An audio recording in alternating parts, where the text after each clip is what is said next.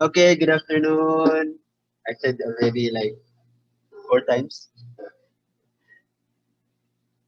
Um, yeah. Yung sinabi ni Sir kanina, uh, my lecture actually is only section 2. Section 1. So those providential numbers that will be explained by Ate Relina later on section 2. But I'm gonna explain to you and share to you how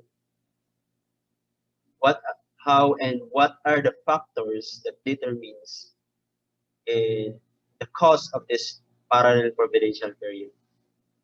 How why it was repeated over and over again for many central figures.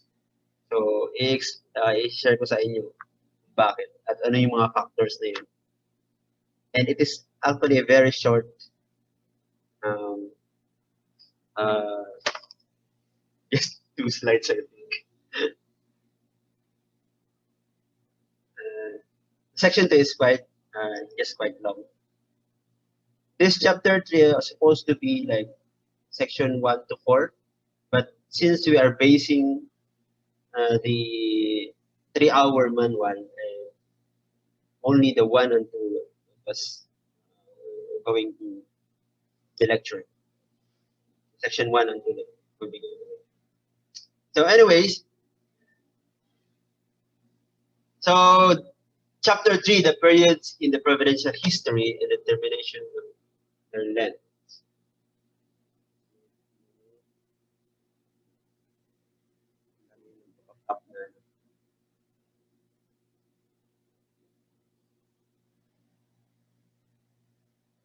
So the periods in providential history and determination of their length. So in this chapter, we're gonna share to you about the different, yung sinabi ni kanina ni Christine Bell, the parallelism also will be explained, and uh, how did these numbers correlated to each other and how it was being repeated. Kasi kailangan nating, we need to understand really what is the reason behind why the history repeats itself. Kasi when we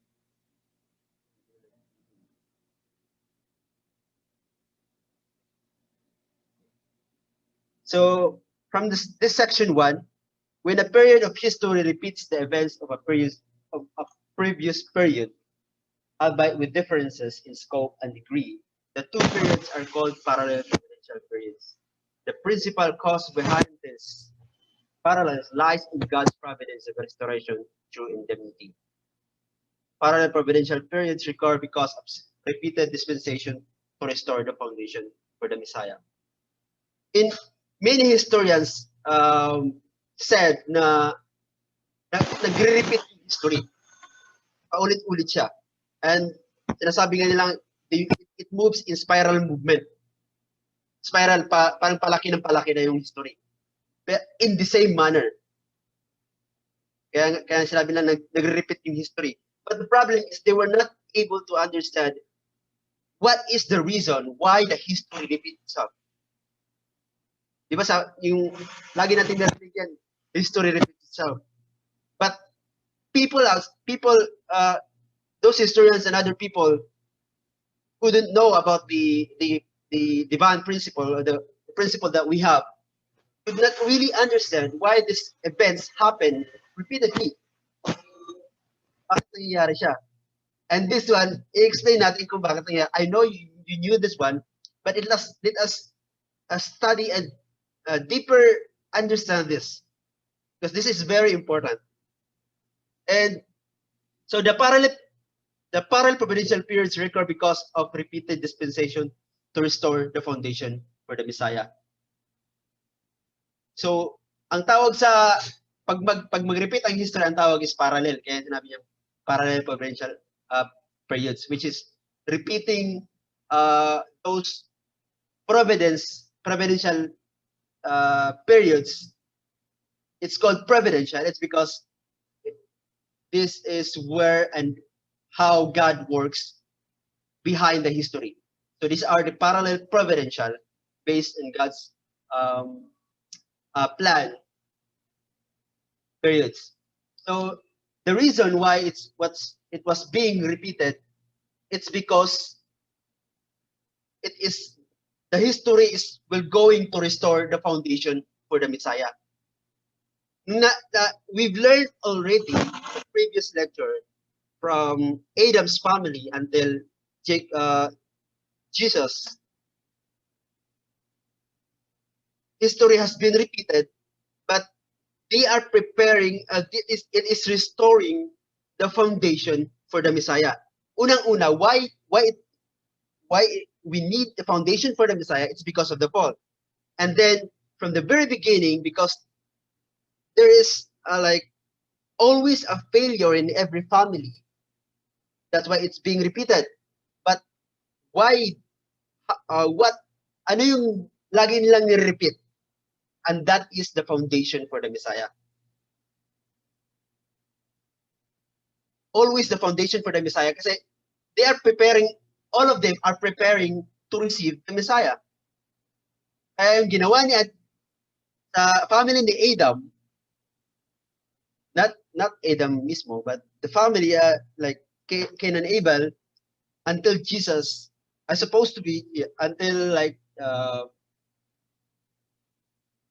nag-fail kasi si Jesus. But everything that they are doing is to prepare for the Messiah. It is supposedly to receive Jesus Christ. Yun ang ginagawa nila. In short, yun ang ginagawa nila lagi. But ano yung mga nasa loob ng foundation for the Messiah? We've learned in the previous lecture. Accordingly, the factors which determine the formation of parallel providential periods are: first, the three conditions necessary for the foundation of faith. Central figure, object for the condition, and the numerical period of indemnity. Second, the indemnity condition to remove the fallen nature, which is necessary to restore the foundation of substance. So, since they are preparing for, lahat ng ginagawa nila is to prepare to receive the Messiah, or laying a foundation to receive the Messiah. So these are the factors. Sinabi natin foundation of faith and foundation of substance. Two factors determine in order to receive the Messiah. So ito din yung laging ginagawa, laging nililay, laging yung ginagawa ng mga central figure. Kung bakit paulit-ulit siya, it's because nag-fail ng isa, uulitin ng susunod central figure, which is the same foundation of faith and foundation of substance, and always foundation to receive the Messiah. And other people doesn't know this one.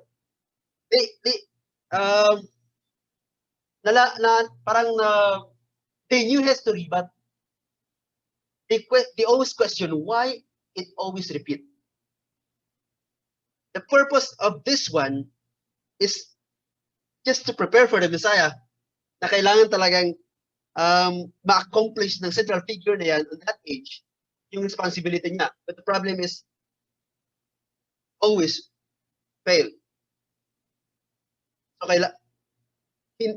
God needs another central figure in order to again do the responsibility with a greater indemnity.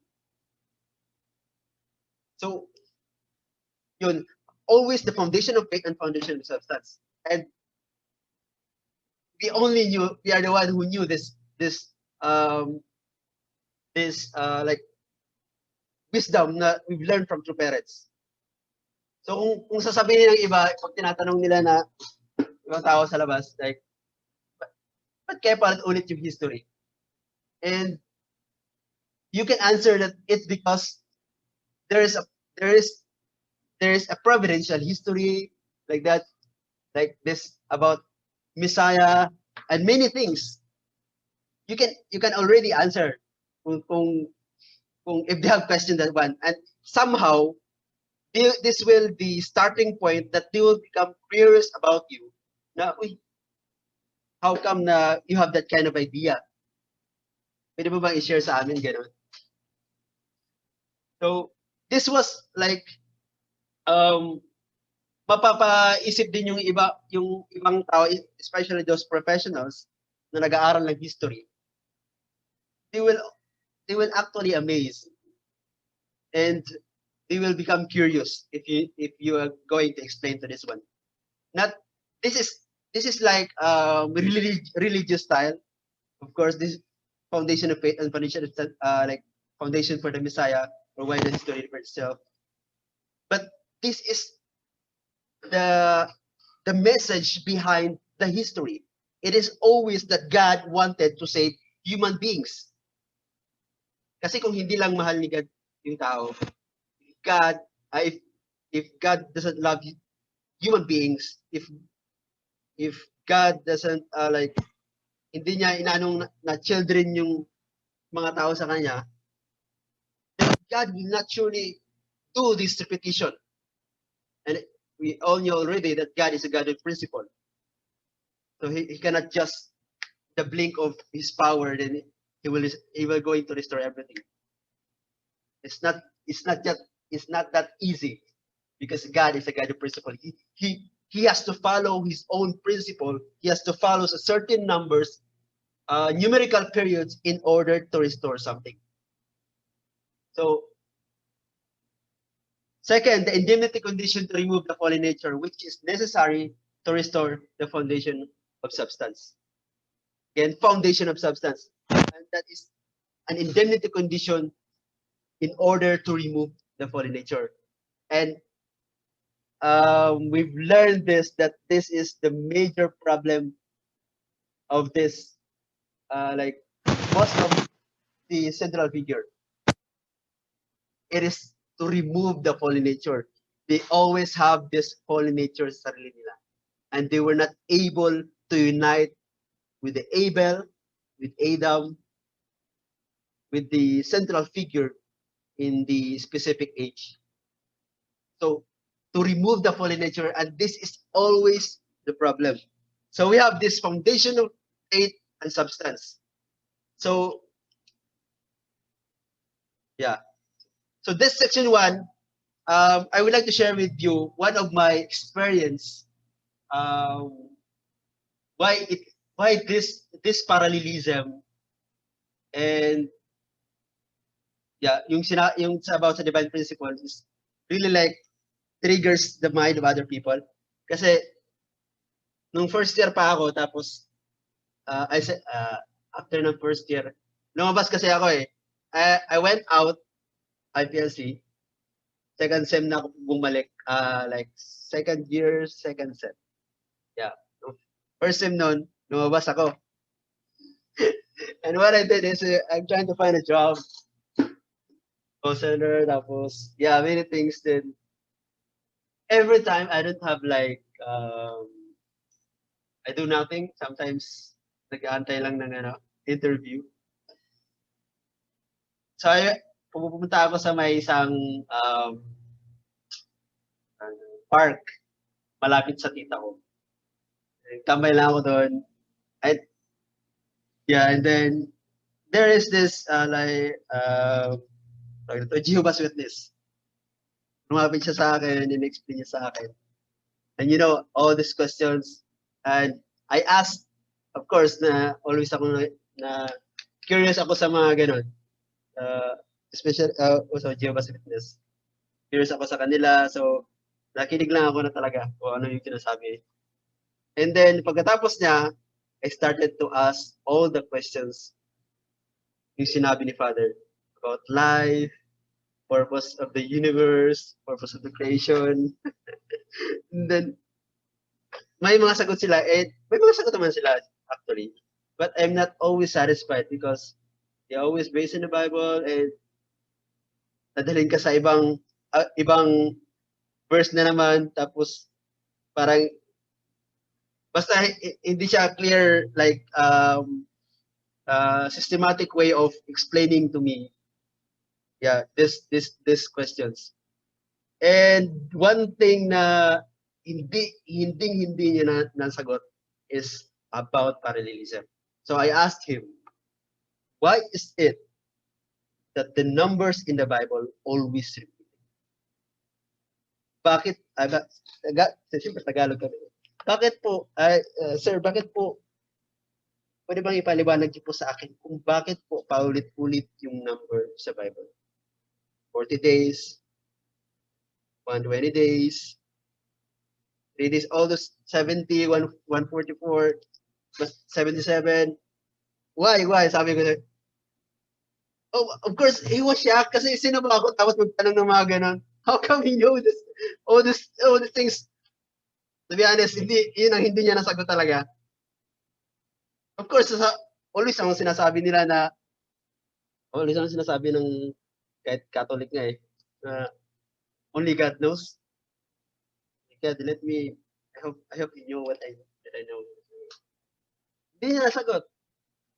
So, na-amaze. So, parang, why? So, only me, only true parents, only us knows this, the history, the behind the history. Bakit paulit-ulit siya? Nakaka-amaze, di ba? Parang pag sabihin mo to sa mga professional, if you explain this to the professional, they don't know exactly why and like how, but they will be amazed of you kung i-explain to sa kanila. And at that time, I'm not like fan of this parallelism. And kinwestiyon ko lang sa kanya somehow if ever meron siyang explanation related with the principle, but he doesn't have. So in conclusion, what I'm trying to say, brothers and sisters, is that we knew this the purpose of this providential parallelism. That kung sa conclusion pa natin, God always wanted to save His children. Mahal talaga tayo ni God. Kasi kung hindi na tayo mahal, gamitin na lang yung power niya. Ganun na lang. Kasimple. Kasi siya lang din masasaktan eh. Si God lang din masasaktan eh. Kung paulit-ulit. But He is a God. And He is the principle. And He needs to follow. And He always wanted to save us. Kahit it takes 6,000 years, still He's trying to save us. And we knew that how? It is just by laying the foundation for the Messiah. Just laying the foundation for the Messiah. Para maligtas tayo. Just foundation of faith and foundation of salvation. Just simply as that. But we were not able to all those central figures were not able to complete all this task. Maganda na sana sa time ni Jacob. It was being late, but the problem is it was only at the family level. And naging marami yung naging national na yung providence kasi si Satan. So parang nauuna si Satan ba? But yes, these parallel providential periods, really, it's always like our goal also that it will not be repeated again. And all those numbers will be explained later by Atty. Paano yung nangyari mga numbers na yun. Bakit ganito ganyan. So, again, so those are the parallelism. Hindi to yung detailed kasi the detailed is in 10 hours and it takes very, very long. Yeah, and then Aterina also. This is just a brief.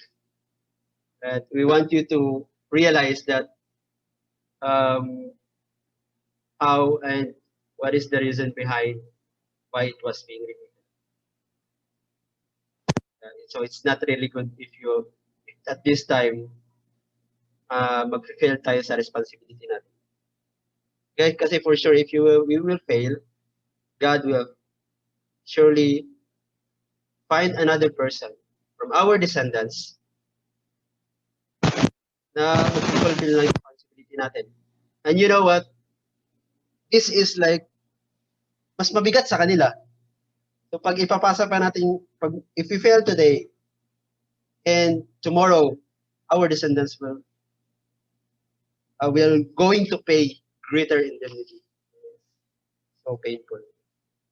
But the thing that we always need to think about it, think about is about how God really is trying to save us. So we should also think that how are we going to save God as well? God needs our salvation. It is through us if we are being saved, human beings, then God will be saved. So I hope that you understood. So that would be all. Thank you very much. And section 2 will be lecture better than me. Thank you.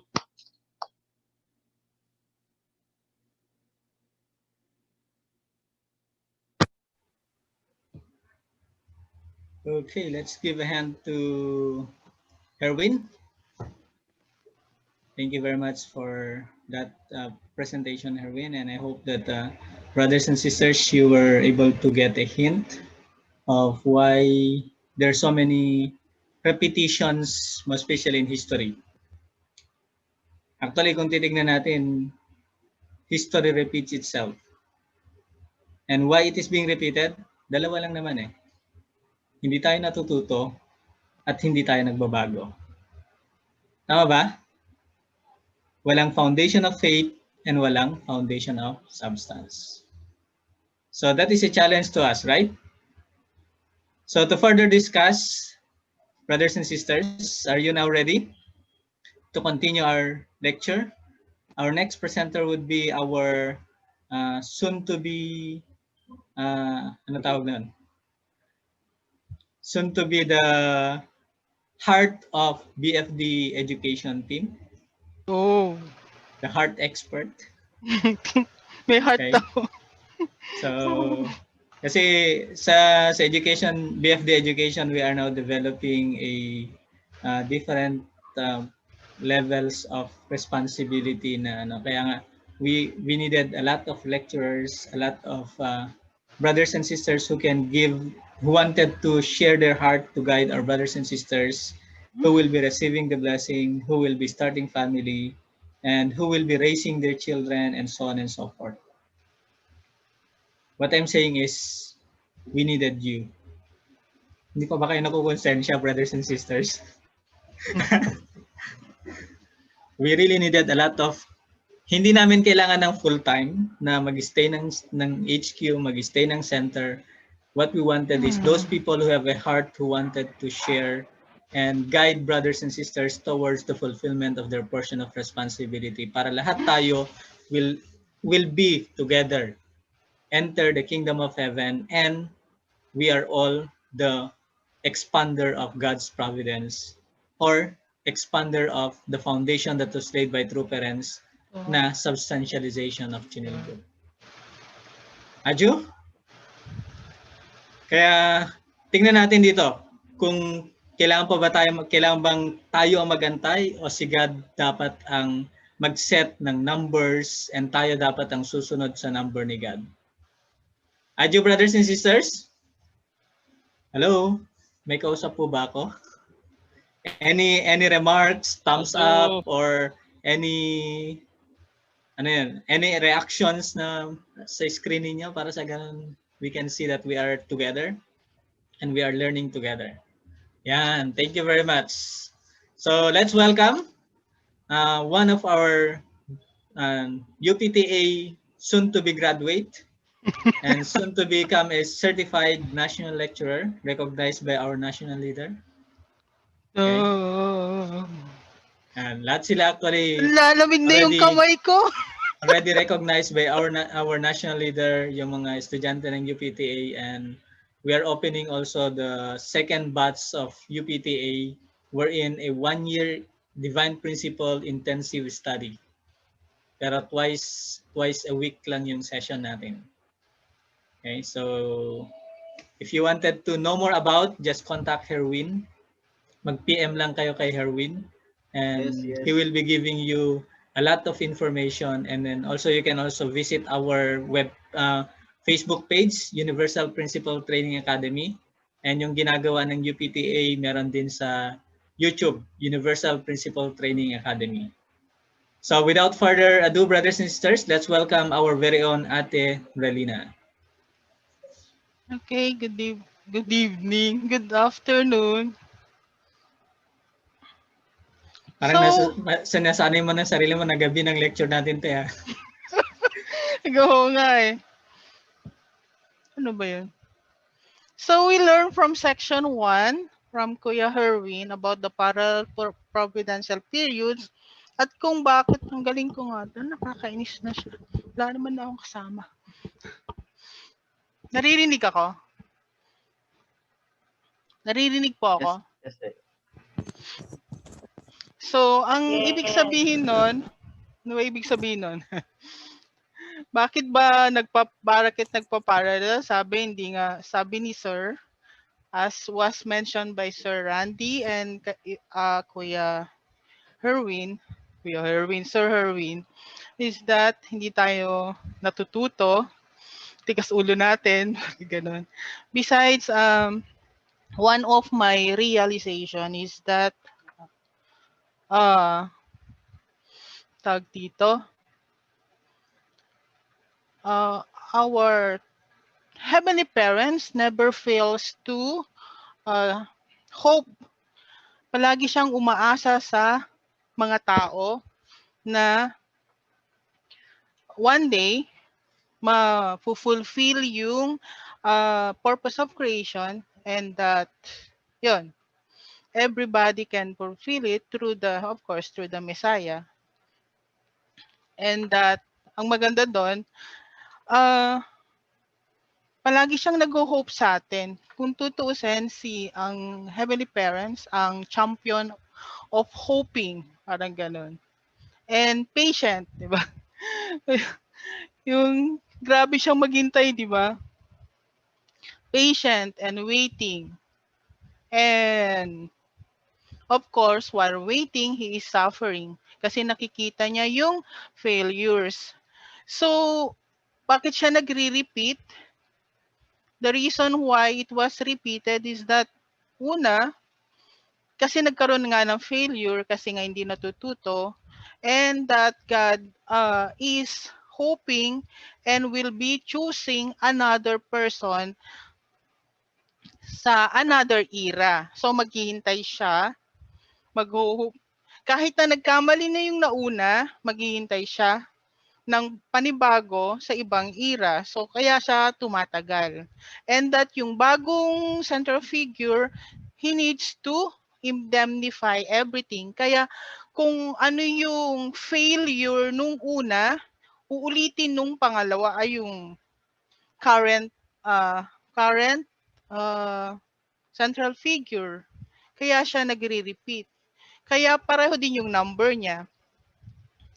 So, he needs to, yun. At ganun yung pag-aaralan. Kung gaano katagal, yun yung pag-aaralan natin ngayon sa section 2. The number of generations or years in the period of the age of the providence to lay the foundation for restoration. Why the providence of restoration is prolonged? Bakit daw na-prolong?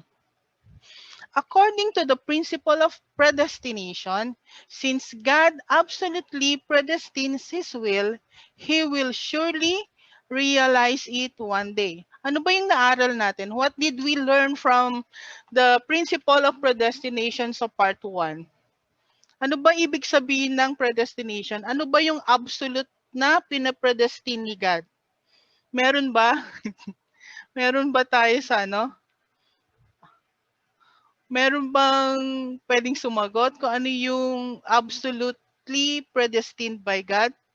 Di ba alam naman natin na hindi lahat pinipredestine ni God absolutely.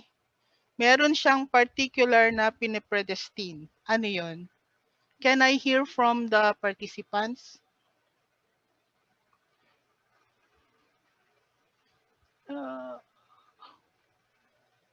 Meron? Parang wala akong kausap. Shucks, paano ba mag-ano?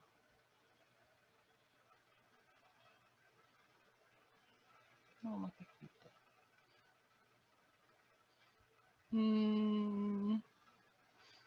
Daming Christine, puro Christine na ngayon. Puro Christine na nakikita ko.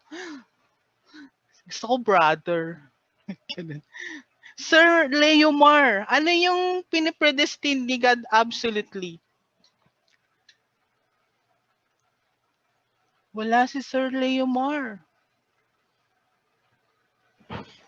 Hello, Nandiyan ba sorry si- po ate. Good afternoon po. Good Sorry at afternoon. nasa jeep pa po kasi ako. Nasa jeep ka pa. Okay. Opo. Kaya mamimili na lang ako ng iba. Mamaya tatanungin Opo. kita ulit. Kaka-enter ko lang din po. Na-late po ako kasi. Okay. Si Sir Dominic po. Kita ko si Sir Dominic. Sir Dominic, ano yung absolutely that was predestined by God based dun sa lecture natin sa part 1, predestination? Sir Dominic. Sir Dominic. Oh, hindi ko naririnig. Sir Dominic.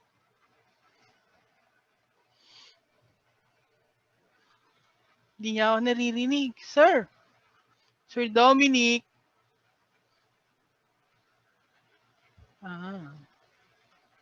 Nakaano siya. Sino kaya? Sino? Maghanap pa ako.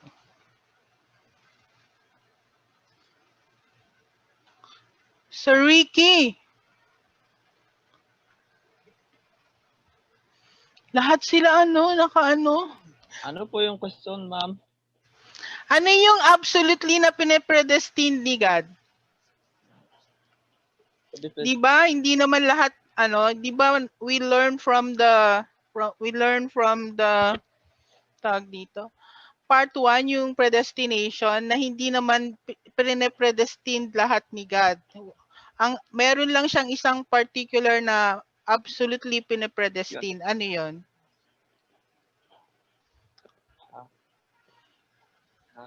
Subukan ko lang po kung Yes, sir. Okay lang sa to save all humankind. to save all human. Oh, pwede. pwede. Okay. So, God predestines only goodness or predestine his will to be accomplished by man or yun yung kanyang absolute predestination. Yun yung finufulfill niya and prepare niya absolutely 95% in addition to the to the 5% of yung 5% human responsibility na ngayon because of the foundation of our true parents, naging 3% na lang siya, di ba? Yun yun. So God, ang sabi dito, si God, nagpre-predestine siya ng, pinepredestine niya yung will niya, absolutely na kahit na gaano katagal, kung nagkamali man ngayon, si Adam, and then si Noah, hindi nila na-fulfill, then si Abraham, hindi nila na-fulfill hanggang family level lang, maghihintay siya at mag-choose siya uli, and he will surely, one day, will realize it. Ito yung absolute na predestination ni God. Ay, shucks, ano nangyari? However, whether God's will is fulfilled through any particular individual is conditional upon the fulfillment of his portion of responsibility, which is in addition to God's portion of responsibility. So, dapat ang nakikita natin dito, yung ano yung nakikita dito? Lahat tayo, all human being individually has to fulfill his portion of responsibility. Hindi lang yung central figure. Also, who is lahat tayo. He need to fulfill our portion of responsibility kasi ang mangyayari, ipapasa natin later on sa ating descendants, di ba? Ganun din. Sa central figures, since sa central figures na pinag-uusapan natin dito, parallel, magkakaroon din ng parallel sa atin, individually, sa family natin, sa tribe natin, sa nation natin. We stand, yun, magkakaroon din ng parallel sa atin yung hindi natin na-fulfill. Kaya hindi lang yung central figure. All of us are central figures being the ones who met and understand the divine principle, who met our true parents. So, yun. Kailangan ma-fulfill niya yung responsibility nila. According to the principle of creation, God is a being of number 3. How is the providence of restoration is prolonged? Sabi dito, God is a being of number 3. So nag-uumpisa na tayo sa mga meaning ng numbers. All things created in His likeness manifest themselves through the three-stage process with respect to their mode of existence, movement, and growth. So, paano nangyari yung number 3? Para maintindihan natin yung number 3, makikita natin dito sa principle of creation. Paano nangyari yung number 3? Lahat nagwo-work, si God nagwo-work sa based on the number 3. Ano yung mga example na wherein nagwo-work si God sa number 3? 'Di ba? Meron tayong 3 stages of growth, 'di ba? Meron ganon. 3. Meron din tayong 3 ano 'yun? Dito sa principle of creation, paano nangyayari merong number 3? From sa principle, dun sa creation, di ba, naaral natin na from God, which is ang number ni God, di ba, 1, being, alam natin na isa lang ang creator, siya yung 1. Pero si God, di ba, nung nag-create siya, dinivide niya yung origin, division, union, action, di ba? Nakikita niyo yon. So, from God, who is 1, naging siya, na nung dinivide niya yung sarili niya into subject and object elements para maka-form siya ng entity, yun yung 2, yung harmony nung subject and object element plus centering on God, yun yung number 3. Kaya siya, God is being of number 3. Kasi siya yung ibig sabihin, na-create niya yung lahat ng entities of the creation by dividing himself into his subject and object elements. Kaya nagkaroon ng visible creation or different entities. According to the principle of creation, ba't naulit? All things created in His likeness manifest themselves through a three-stage process with respect to their mode of existence, movement, and growth. So nakikita nyo yun, di ba? Yung three object purpose, which is, three object purpose. Yung origin, division, union, action. Yun yung three-stage process. Yung origin, yung nag-divide, and then yung nag-unite ulit. Therefore, whenever the providence of restoration is prolonged, they may extend as many as 3 stages. So tatlong times din pwedeng ma-prolong yung process of restoration. So ano yung example nito? Yung katulad nung kay Abraham, 'di ba nung tawag dito? Nung nagkamali siya, na-prolong sa kanyang anak at sa kanyang apo na si Jacob. Tapos yun din yung restoration ng Canaan from Jacob, 'di ba? From Jacob to Moses to Jesus Christ, 'di ba? Tapos yung restoration ng Adam, merong first Adam, may second Adam, which is Jesus Christ, and then may third Adam. 'Di ba? So dito mo makikita na ibig sabihin lang dito sa prolongation, dito makikita na nawala talaga ang fourth Adam. So kung paano 'yon, i-research nyo. I-research nyo. Kasi nga, 3 beses lang kasi magpro-prolong. So vertical, ano naman yung ibig sabihin ng vertical indemnity conditions and horizontal restoration through indemnity? Ano ibig sabihin nito? A center figure responsible for the providence of restoration must fulfill in a short time all indemnity conditions which his predecessors A, B, and C tried to fulfill. Ibig sabihin, yung indemnity condition, ito yung vertical niya. So si A, yung responsibility ni A,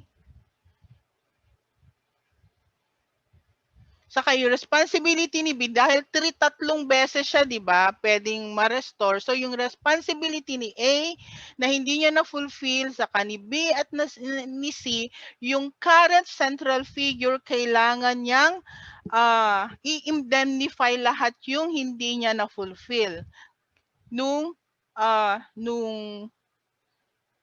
bagong central figure or the current central figure. The conditions which accumulate in the course of providential history is called vertical indemnity condition. So, yun. Ito yung vertical. Ito yung mga condition na kailangan i-fulfill niya. Yung mga hindi na fulfill ni A, B, and C. Ang tawag doon vertical indemnity condition na kailangan i-fulfill ng bagong central figure. O yan yung ibig sabihin ng fulfill, yan yung mission niya vertically na ma-restore. And then the task of the central figure to fulfill all these condition in short time is called horizontal restoration through indemnity. So, ibig sabihin nito, ano ibig sabihin nito? Kailangan kasi, yung bagong central figure, he needs to restore all these conditions horizontally dun sa lifetime niya. Kailangan all at once para yung prolongation ng history ay matigil na. Ibig sabihin, mapaiksi yung indemnity, yung prolongation, mapaiksi. So, kailangan gawin niya ito sa lifetime niya.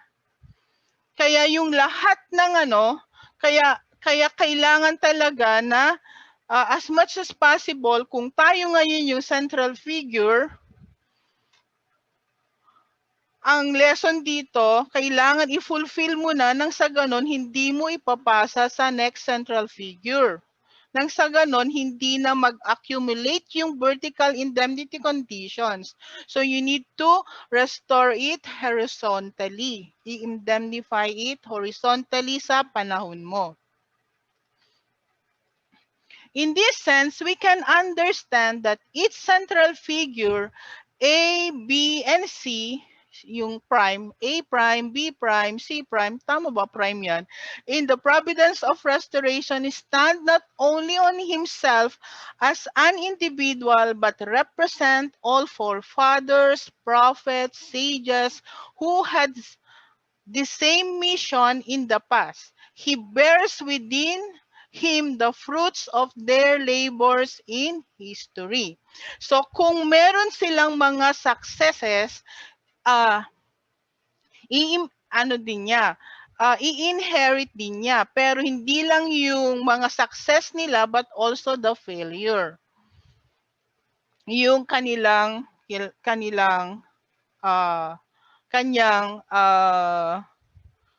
nag-stand siya sa failures and successes ng lahat ng mga nauna sa kanya.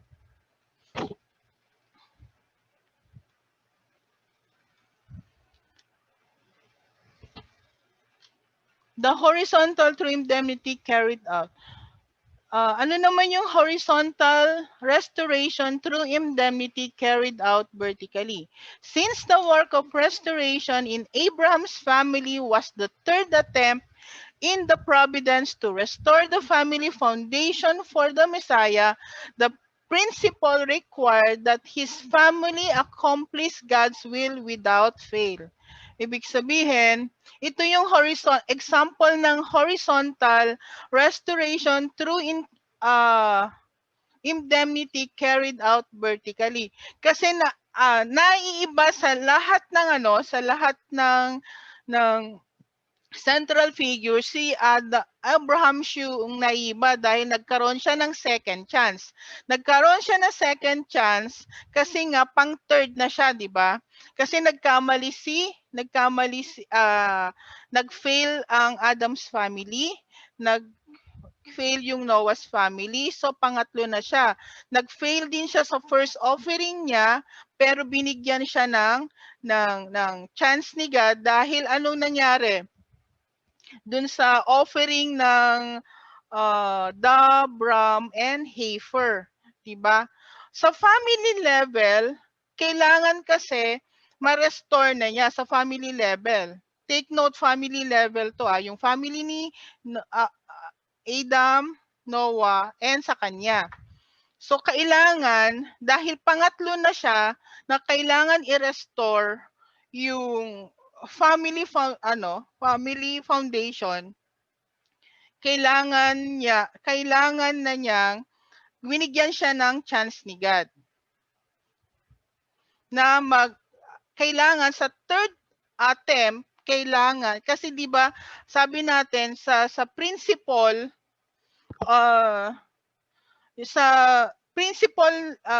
God is always working on number 3. So ang number 3 is number of heaven, 'di ba? Kasi ganun yung kanina, yung pinaliwanag natin kanina, yung 1 galing kay God nung tawag dito. Nung nag-divide siya into subject and object, yung 2, kaya yung harmony nung tatlo na yon. So yun yung number 3. So kaya nga God's number yung number 3. Required. So kailangan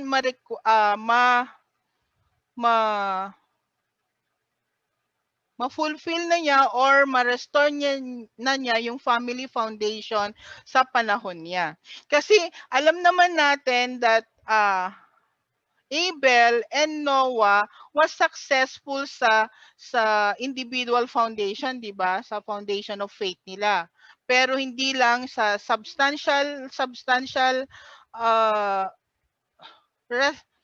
substantial foundation yung hindi nila na-fulfill. So kailangan sa family nila kasi kailangan yung harmony within the family yung kailangan nilang ma-restore.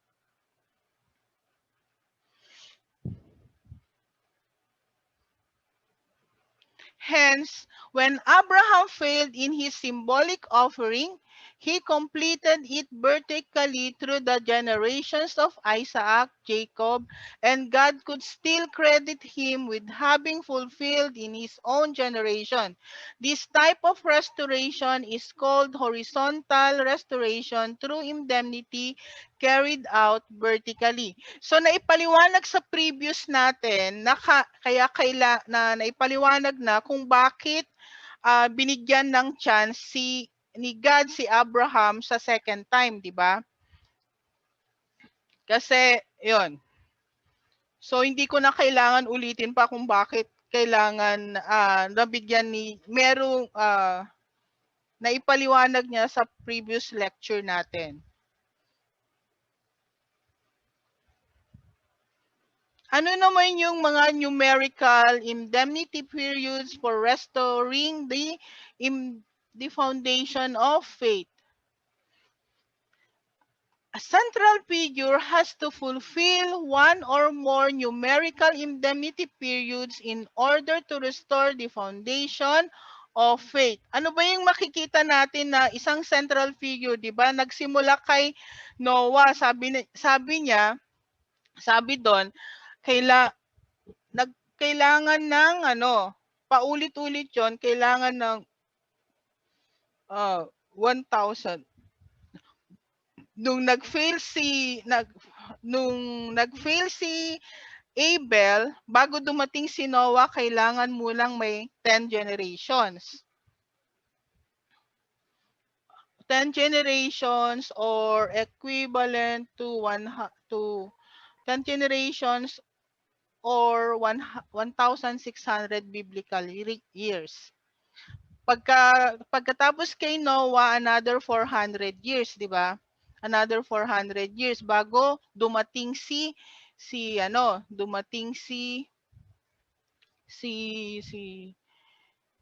Abraham, bago i-choose ni God si Abraham. Tapos dun sa panahon ni Noah, merong 40 days of tawag dito, may 40 days of flood judgment.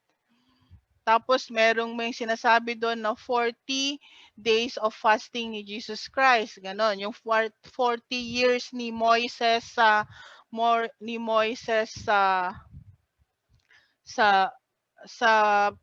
Paros Palace, tapos yung 40 years na indemnity niya doon sa Midian, sa Midian, tapos yung 40 years wilderness course, yung 21 days dapat na kailangan nilang yung 21 years ni Jacob sa Haran, tapos yung 4 na iba? Yung 12 disciples, tapos yung 21 ano pa yung mga ibang 21 na pinag-usapan, paulit-ulit na nangyayari itong mga numbers na to. So ano ibig sabihin ng mga to? So kung makikita nyo dito, sa foundation,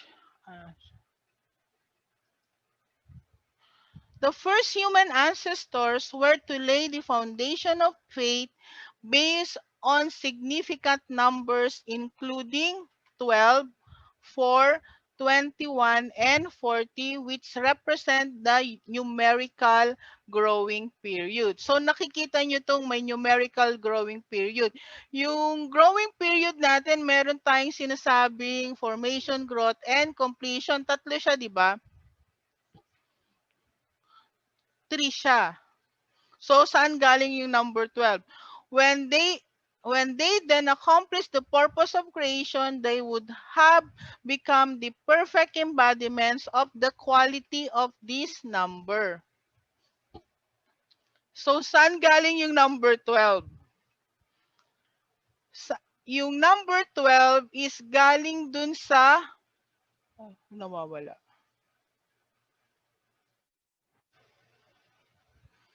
Yet due... Nawawala yung ano. Sorry. Ay, shucks.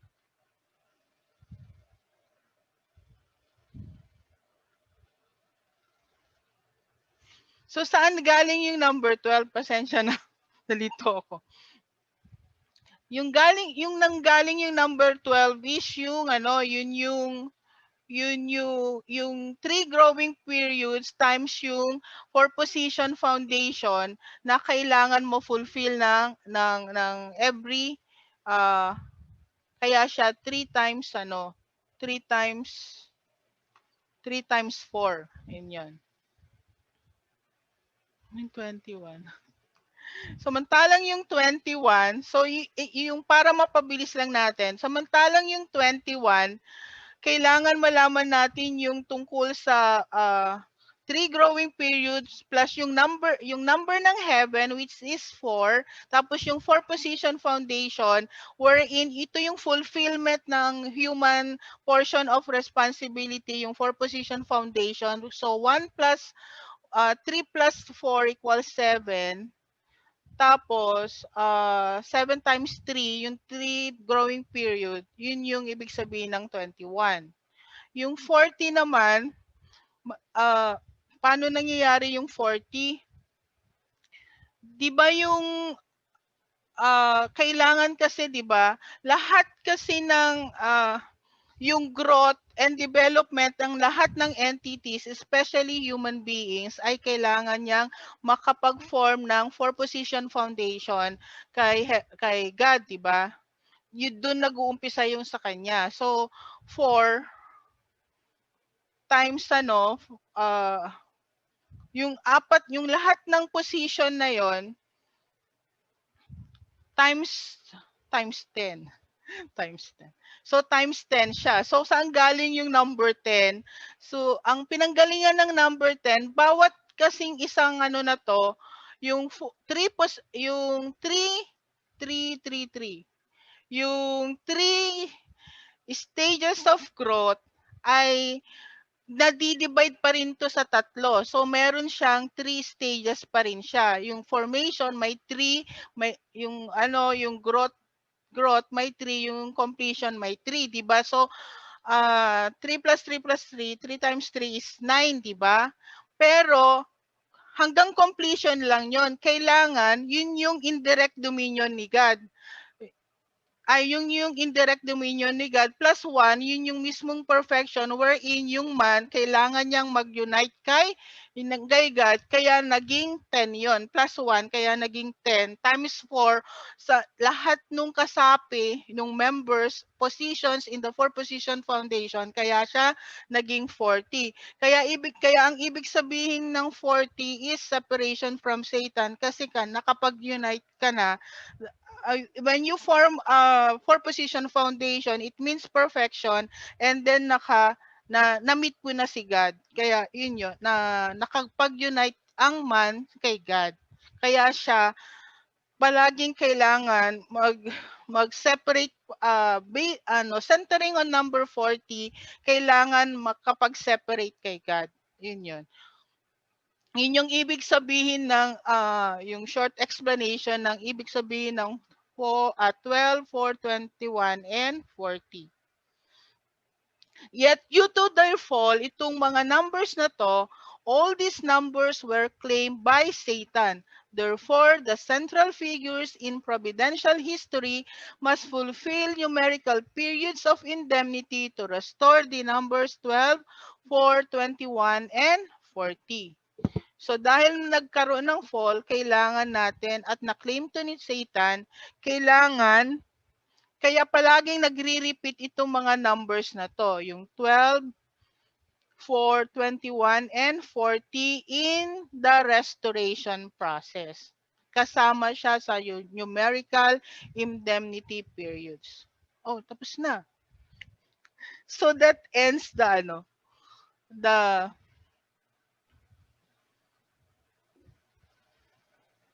Section 2 of Chapter 3, Periods of Providential History and Determination of their Length. Thank you so much, Adelina. Let's give a hand, brothers and sisters. Nagulat pa ako. Hindi pa siya. Yes. Bilipat din ako numbers kasi. Matumitisan. Sinong ano dito? Magaling sa math? Pero gusto nyo to. Yes, thank you, ate. You shared to us and explained to us the providential numbers na laging inuulit. Sinabi nga niyo. Laying the foundation of faith is there is also a certain numerical period na kailangan ipapalo. Bakit yan? Malabas lagi. Hindi laging 5. Bakit kailangan laging 7, 12? Bakit hindi laging 8? Di ba pwedeng 8 na lang lagi? It means there is a certain number na kailangan i-fulfill based on so those are the section 1 and 2. Wala na tayong 3 and 4 because 3 and 4 is parang isang like 21 days. Ito kasi yung laman lang ng ano natin is 7 days. 7 days like pattern. 3 hours. Anyways, yes, may natutunan ba? Okay, magtanong nga ako. May natutunan.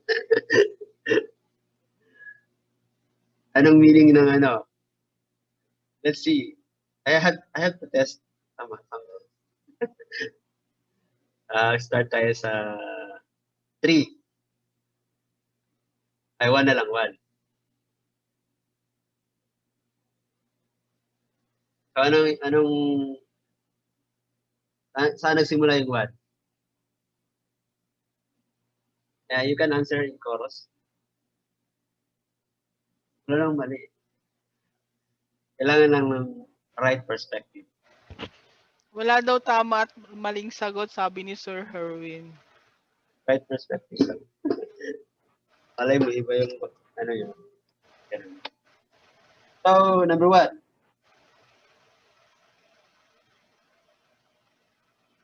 Ano, Rosaine? May sinasabi sa Rosaine? Rosaine? Ano sa magpita? Yeah. Ay, Masamay. Anong, yung nasa 1? so one, anong kuya? 3. Nag-shopping kasi kami kay maulan kami dito.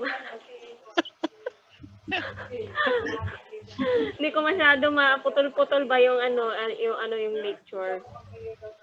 Ano So, ba yung ano mo kuya? yung meaning ng 1 or paano nagsimula yung 1. Number 1. Kasi we are talking also here Oo. about numbers and how it was. Hindi ko na-get. Sorry. Ako na lang. Pero you have to answer the next one. Yes, 1 is from, sabi natin early na kanina is God. Absolute lang. Absolute. 1. Absolute. Yes. God is Only one absolute. created us. Okay. Creator. How about number 3?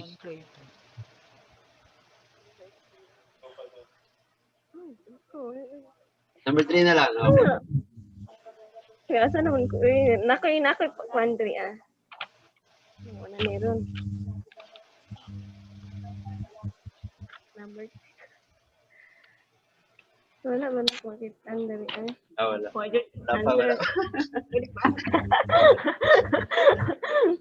Wala bang gustong mag-raise ng hand? Pwede bang mag-volunteer dyan? Volunteer. Save nyo si Rosade. Yes. Formation, growth, completion. Yes, formation. How about number 0? Kuya? 0. God, that is. God's number, right? The powerful number, Gabon. You Yes. skip 0. 0. Ate Relina. 0 From daw. nothing. Di ba we are created from nothing to and then we will end from nothing ba? From nothing, hindi nothing ba? Infinite siya. Yun. 0 is God's number also. Ano ba yun? Di ba yung nasa principle of creation din siya. Ano ba sagot nun? Hindi ko alam yung tamang term. Pero we are created from nothing, di ba? Nothingness, nothingness. And ibig sabihin, pag 0, 0 siya. So, ang nag-start siya sa 0, mag-end siya sa 0. So, when we die, papunta pa rin tayo sa 0, di ba? Parang ganun siya eh. Doon pa rin siya sa principle of creation pa rin siya eh. Dahil we were created from nothing, we will also end up from nothing. So yung 0 is also God's number.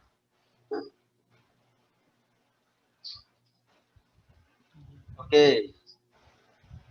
Okay, Ate Relina. Randy. Kaya, in-explain natin si Randy last time eh. I forgot how. Ako rin, nakalimutan ko ano explanation niya. Pero But it is the origin. Yeah, like, yes, sir. Ang Right. hirap ng tanong. Maganda mag-gusto rin explain. Ano yung tanong ni Maraya? 0? 0, God's sir. number is 0. Paano nangyari yun? Ano nga ba? Okay. So, anyway, sabi nga niya, di ba? I am the Alpha and the Omega. I am the beginning and the end. And sabi ni Ate Relina kanina, is we started from nothing and then through the force of nothingness, nagkaroon ngayon ng attraction. Right? Kaya nga kung titignan natin, based on the the principle of creation started from 0, from nothing to the creation of the basic fundamental of all the creation. Ano yun? It is the presence of subatomic particles. Right? Tama ba? Tama. Adyo? Kaya kung titingnan natin, mathematically, it is 0 is the starting point of number. Pero behind that 0, there is something that's going on within it. Na ano yun? It's not really a complete 0 na akala natin na walang-wala, but it is the existence of invisible things in the creation. Tama ba? Yes. Does it make sense? Yes. Kasi bago magkaroon ng 1, ano muna? Di ba 1/2? Mahati yung isa maging 2 half, 2 halves. Na pag i-plus mo maging 1. And then yung another half, it will be subdivided into lower form of numerical numbers. Right? Pero hindi natin nakikita yon, kaya it seems to be in terms of a substantial, mathematical substantial figure, it seems to be nothing. But it is the existence of little amount of divisible numbers that exist in the whole universe. That is based on mathematical interpretation of what is 0. Pero providentially, kung titignan natin, God is even the spirit world. Sabi nga ni Father, we cannot still see God in the spirit world. Okay? Either He is too small for us to see or too big for us to comprehend. And that is the exact word of true Father. Kaya ang tingin natin with God is the existence of everything but He is nothing. Kaya nga, kinakailangan niya ng tao. Kinakailangan niya mag-create with His symbol and His image centering on the manifestation of the whole universe. Kaya kung titingnan mo, the whole universe, it is the presentation of the visible characteristics of God. Kaya nasaan yung 1? 0 si God, 1 ang buong universe. Yung naging visible. Adyo? Kasi invisible si God, and then through the presence of creation, the unity of the different characteristics being manifested in the invisible and visible characteristics of God, from particles to complex being, okay? Nagkaroon ngayon ng visibility, kaya nagkaroon ng 1. Adyo? Kaya saan ba yung completion na magkaroon ng visible characteristics si God? It is through the union of masculine and feminine. And kung titignan natin, what we are carrying is half personality of God and our counterpart is another half of personality of God. That will result into 1. Kaya when 2 become 1. Kaya nga kung titignan natin sa providential point of view, 1 plus 1 is equal to 1. Adyo? Does it give you some hint, Mariah? It will not give you the complete answer because we needed to understand the whole process of creation itself. And our time here is not enough for that. Okay? Kasi ang ano nga lang natin dito is we're just giving you a hint para sa ganun you will be pushed to study more. Okay? Yun din naman ginawa sa atin ni Father eh. Binigay ba sa atin lahat ni Father? No. The principle is just give us a hint how we can understand our life. Para sa ganun, kinakailangan natin basahin kung ano ba talaga ang ginawa ni Father. Because the substance of the principle is nasa divine principle. And even ang substance ng divine principle is nasa Father's life course. How Father live his life. And to understand that, to inherit that, anong kinakailangan natin gawin? We have to practice it as well. Kaya principle plus Father's model course plus the practice of Father's lifestyle in our own, that's the time that we can really comprehend the holistic of God's purpose of creation. And iba-iba ang way of knowing it because we have different path of restoration. Adyo? So doon nag-exist yung 0 na sinasabi ni Mariah. And that is really God's number, 0. And Father explained it in a way that God is too big for us to comprehend and too little for us to see Him. Okay? Kaya nga siya yung infinite, siya rin yung origin. The smallest things and the biggest things that we can see in the whole universe. And it comprises both male and female. Okay? So, Sir, may ano ako, sir. yes? Sinabi din sa divine principle that God is a God of number 3 also. God is a God of number 3. Number 3. Yes. 7. Paano naging number 3? Ha? Ako, sir, sinabi doon, yung pinag-usapan natin dito, sir. Yep. God, tapos original internal nature, saka original external. Original external po. And 3 yan sila. Anyway, mahabang explanation. Mahabang usapan yun eh. Abuti na naman tayo niyan ng 5 oras niyan na discussion. Anyway, just to give you a hint, kung titignan natin, God is a God of number 3 because, yun nga, di ba? God is the origin and then He divided Himself centering on the dual characteristics, internal and external, positive and negative, and that is being manifested in the whole of creation, the whole universe, and substantially being manifested with the 2 distinct image and symbol of the universe. Okay? Kaya, sandon, kung titingnan natin, it is a 3 distinct form, but they are just 1. Okay? Yan. Kaya nga, sinasabi doon na Trinity is God the Father, God the Son, God the Holy Spirit.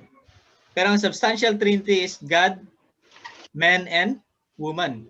Now, once man and woman will be completed together, uniting, manifesting the harmonious relationship of the dual characteristics, likened to God's character, diyan magkaroon ng substantial image si God. And that's already number 3. Aju? Achoo. And Yes, number 3 is not only God's number, but it is the number of heaven. And pag sinabi nating earth, that's number 4. Because the union of the dual characteristics of God from invisible to visible characteristics, that will result into the union and no other than the whole universe ang output. Okay? So these are just hint. Kung gusto niyo basahin, kung gusto niyo maintindihan talaga yung mga origin of numbers, merong speech si Father, 1970s, that he talks about the mathematical number of God from 0 to number 13. Okay? And number 13, yun yung meron siyang specific speech regarding number 13 during the proclamation of yung January 13 na establishment of Chunilgok, that's the only number that is not claimed by Satan, number 13. Pero in our world, sa tingin natin, outside the providence is number 13 is Satan's number. Malas. But that is the only number that is not being claimed by Satan. Kaya sabi ni Father, that's the only number that is being claimed by God. Okay? So, yeah, brothers and sisters, we cannot discuss everything just one sitting. Kaya nga, our responsibility is to have the right perspective, and that's the reason why we are here. Bakit tayo nag-attend ng seminar is to really look at the right perspective so that we cannot misinterpret the divine principle itself. Right perspective and right way of learning it so that we will not put our own individual emotion when we share it to our brothers and sisters. Okay? Kasi yan yung worry ni Father eh. What if after 40 years nawala na siya dito? Masusustain pa rin kaya yung identity ng divine principle? And yung identity, most especially yung pinakaplano ni God sa buong mundo. Okay? Aju? Kaya nga yun din ang worry ng ano ngayon, even we in the education department, we are now thinking of how we can really preserve. Kaya nga nung lumabas yung word per word na we cannot really deviate from the word per word presentation of the divine principle centering on the different manuals from 1 hour, 3 hours, 10 hours, 12 hours manual. These are the word per word presentation. Now the only thing that we can add is Father's words. And then if we are not really that familiar with Father's words, next is our own experience of how we were able to apply and how we were able to victoriously overcome what is being written in the principle. Okay? Kaya nung nag-lecture ako sa Chongpyong, yun din ang unang sinabi, unang guidance ni Demonim sa akin noon, even yung mga staff sa Chongpyong. Are you using the free verse divine principle presentation or are you using the word per word that is being approved by Father? And then kaya nung nagle-lecture ako, talagang kabang-kaba ako noon kasi baka maiba ko yung way of magkaroon ako ng sariling interpretation of the Bible or interpretation of the principle, I'm sorry. And that might lead towards different understanding of the principle. Aju? Kaya ang basis pa rin natin sa lahat is to really unlock what is those numbers that is being set in chapter 1. Okay? Kasi we can see all the numbers in chapter 1 from 0 to the infinite numbers. We can see there. And how it is being expressed in scientific way. Okay? Yan. Kaya kung maintindihan mo ang chapter 1, even the greatest scientists, okay, yung best in terms of mathematics, hindi pa rin nila talaga makuha yan. Kasi kung titignan mo, ilang dimension yun, Herwin? Limited, sir. 32. Ang alam natin na dimension is yung 4 dimensions because of the presence of northeast, southwest. Pero in between the northeast, southwest, meron pang multiple dimension between that. Okay? Subdirectional, and then aside from subdirectional, meron pa yung in between ng subdirectional. Iikot pa siya. Okay? Yan. Kaya kung titingnan natin, kung talagang gusto natin maintindihan ng buong universe, sabi nga ni Father is, starting with the 4 dimension, we have to complete the 13th dimension. 13. Okay? 13th dimension with all different directions, even subdirection and sub-subdirections. Aju? Adju. Okay? Akala ko nga dati, alam ko ng principle, pero I'm too arrogant to say that. Because I did not even look at the principle in 4 directions. Ang sinasabi ni Father is 13 directions. Aju? Kaya yun yung, actually yun talaga yung isa sa mga worry ni Father before he dies. He completed everything and then he showed us everything, but have we understood it with the right perspective, centering on the divine principle. Kaya nga, even yung I was too ashamed na sinasabi ko na I'm the best lecturer before, but usually I just presented the principle based on the history, what had happened in the past. Pero yung real essence of the principle to transform human life, yun yung naging kulang. Kaya minsan na-inspire ka sa lecturer, pero yung principle, tinutulugan mo. Pag magbasa ka na ng sarili mo, tulog ka. Kasi hindi mo nakukuha yung spiritual perspective of the principle. And nung diniscover ni Father ang principle is both physical world and spiritual world. Inspiration plus overcoming spiritual world. Aju? Kaya nga, hindi rin madali to give lecture. Kaya we are trying our best na we are doing it in accordance to, kung hindi man natin makuha 100%, at least what we share is no other than God's heart and God's heart and true parents experience. Okay, so in understanding the numbers, we needed to understand based on the principle of how God created the whole universe. Okay. And marami pa yon kung tutuusin natin. Okay. Kung intindihin natin yung 1/2 sa tao, 1/2 sa male and female, 1/2 sa human being, and then 1/2 sa rest of creation to complete the whole universe, that is just 2 dimension. Okay? How about yung another connection ng both male and female? Yung sub-characteristics ng male and female. Okay? Or kung titingnan natin, yung internal and external, meron pa siyang sub-character. That is the positive and negative, both in the internal and external, and so on and so forth. So from there, makikita natin, okay, 1, 2, 3, 4, 5, 6, 7, 8. Tama ba? Aju? Adju. Yan.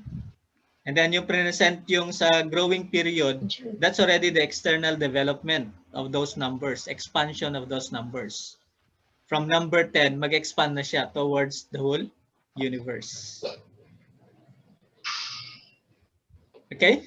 So anyway, brothers and sisters, it is our responsibility to really study further. Okay? The principle, and then unlock the other dimensions of the principle through studying Father's words completely. Kaya nga, binigyan tayo ng tradition ng hundok eh. Okay? Studying Father's words, and not only studying Father's words, but including our heart into it and the experience of true Father.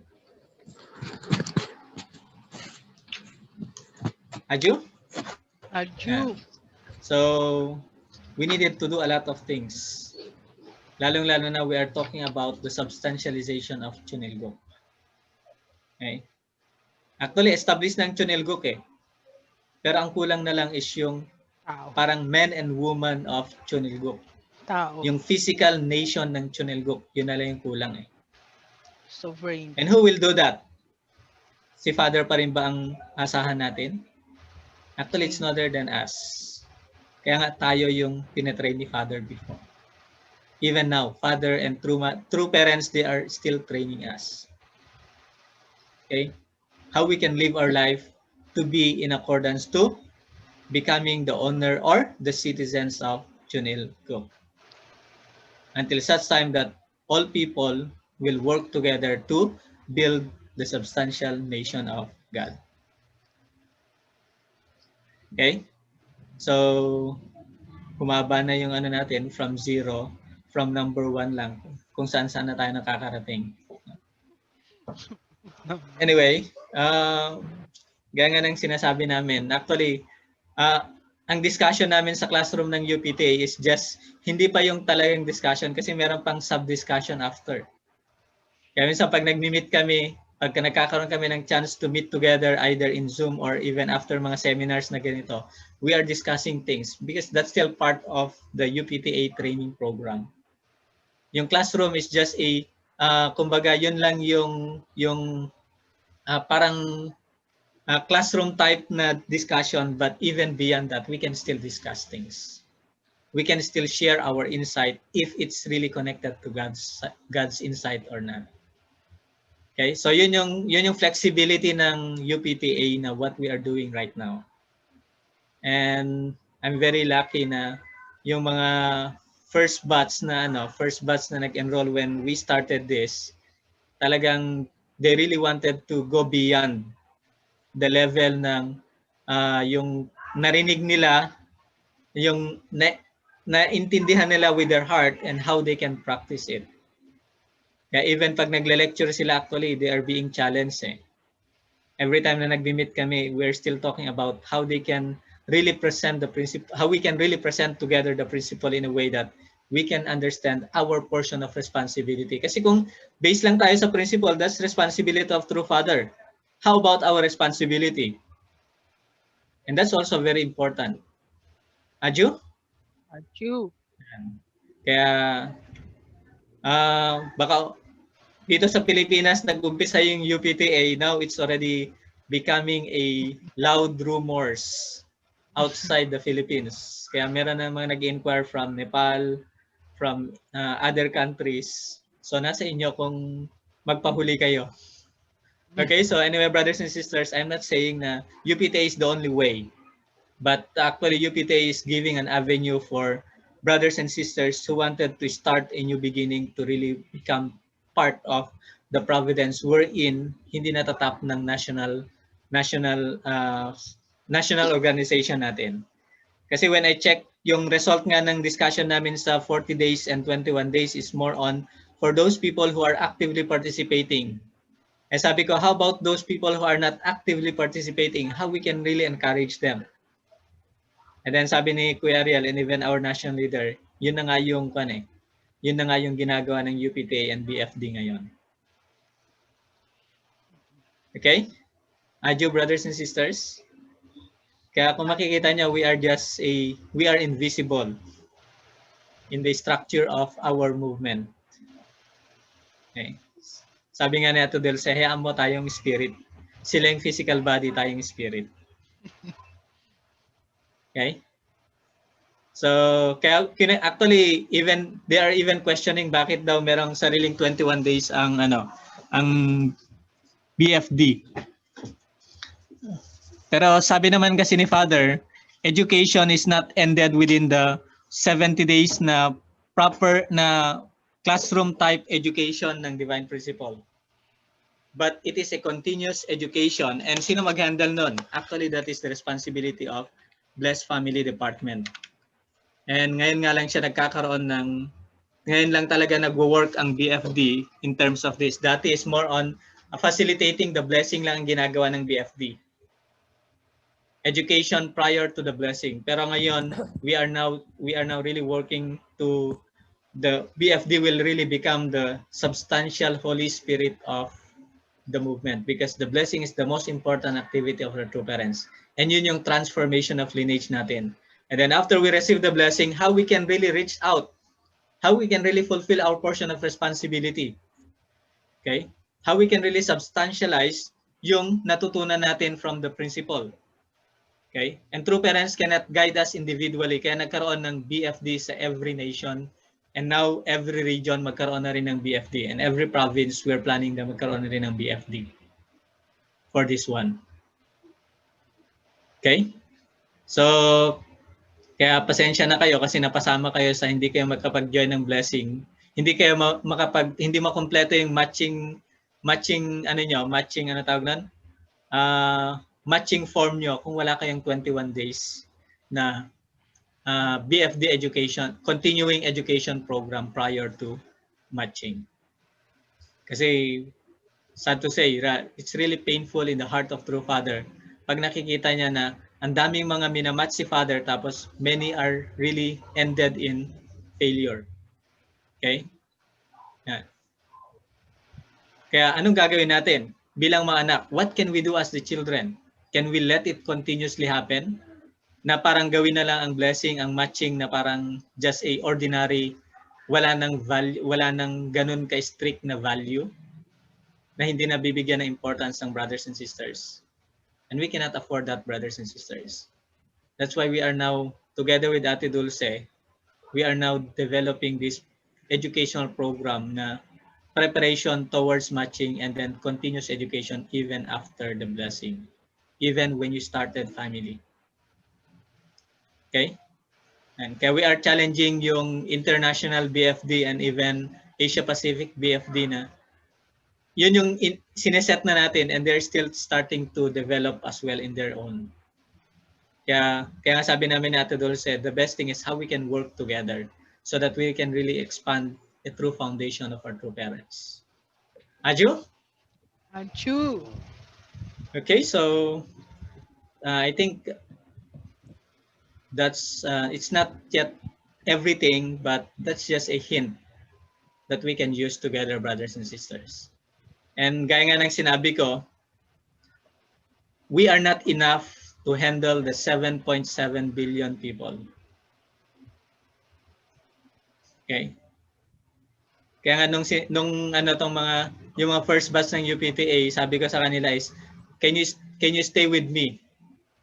Pwede ba nating walang iwanan na no matter how fast the Providence is, we can fly together with the Providence. Kaya sabi nila noon, sir, hindi pa kami ready maging lecturer. Hindi pa kami ready mag-lecture. Wala namang ready na mag-lecture, di ba? The most important is, do you have the heart to share God's heart and expand the heart of true Father? Okay? So once again, brothers and sisters, what I'm saying is, we needed your heart as well. We cannot do everything. We needed you. Aju? Achoo. Baka maging ano na to, maging testimonial na to. Sige na, Herwin.